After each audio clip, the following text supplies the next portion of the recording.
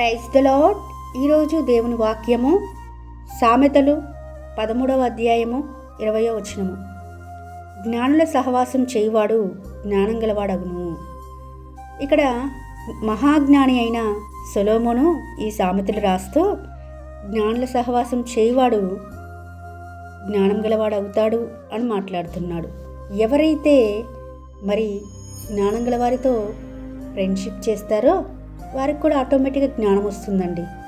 ఒక 6 నెలల సహవాసం చేస్తే వారు వీరు వారు అవుతారని లోక సామెత కదా.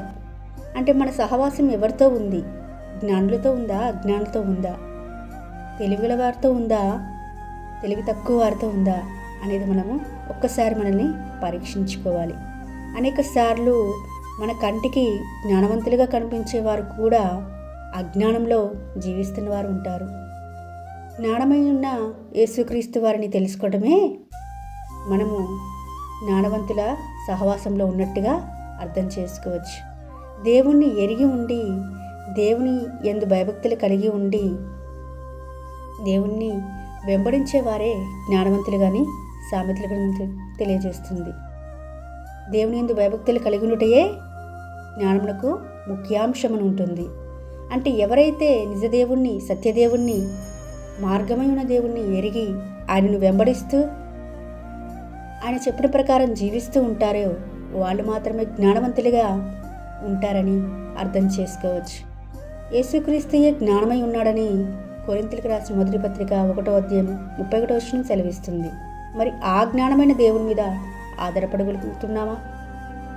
ఆ దేవుని మీద ఆధారపడినప్పుడు, ఆ దేవుణ్ణి ఆశ్రయించినప్పుడు మనకు జ్ఞానం వస్తుంది. ఈ లోక జ్ఞానం అవసరం లేదు, కానీ పరసంబంధమైన జ్ఞానం వైపు మనము దృష్టి నిలపాలి. పైనుండి వచ్చే జ్ఞానము ఎలాంటిదో యాకోబు పత్రికలో రాయబడి ఉంది. అది మృదువుగా ఉంటుందట, మంచితనంతో కూడి ఉంటుందట. అంత మాత్రమే కాదు, అనేకులకు జ్ఞానంను బోధిస్తుందట.